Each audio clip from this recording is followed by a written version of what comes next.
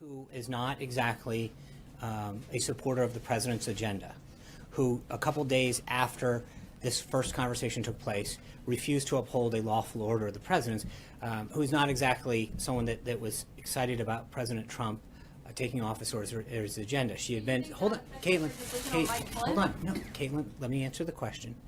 She had come here, given a heads up, told us there were materials, and at the same time, we did what we should do. Just because someone comes in and gives you a heads up about something and says, I want to share some information, it doesn't mean that you immediately jump the gun and go take an action.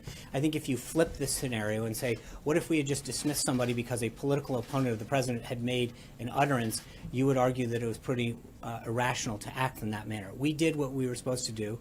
The president made ultimately the right decision.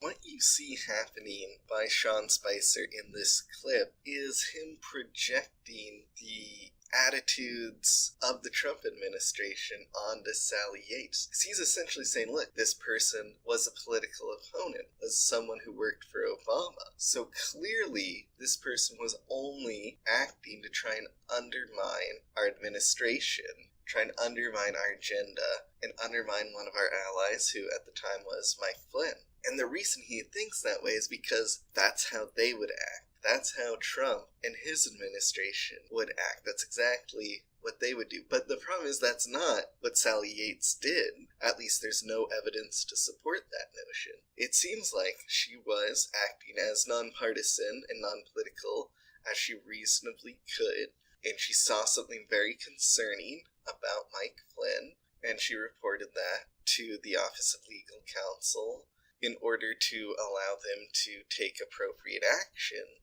And then the White House failed to take that action until information became public and it became a controversy in the news media that they could no longer hide from. And Spicer does the same thing when he references Obama and Obama's warning that Trump should not hire Mike Flynn. Because it's come out now that Obama specifically told Donald Trump that he should not hire Mike Flynn when they had a meeting during the transition. But the reason Sean Spicer gives for Donald Trump not taking that seriously is, look, hey, Mike Flynn was an opponent of Obama. He criticized the way he was running the war on terror, the war against ISIS. So clearly, President Obama was only politically motivated and just didn't like Flynn, didn't agree with him, and wasn't actually trying to give a legitimate warning. But the problem is, again, there's no evidence of that, and as it comes out, Obama was right to warn Trump that Mike Flynn is not somebody you want to hire. And the same with Sally Yates as well. But again, you see Sean Spicer and the Trump administration more generally just projecting this extreme partisan political shift onto all of their opponents when there's no evidence that that's the case.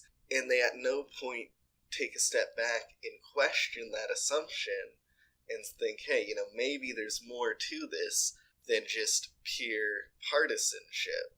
And it's easy to do that if that's how you operate. If you operate in a purely partisan world, which many, many Republicans in Congress now do, and it seems very likely the Trump administration as well, you're going to assume that anyone who's not from your party who tells you something is just trying to forward their partisan agenda rather than actually giving you valuable information on things you should or shouldn't do.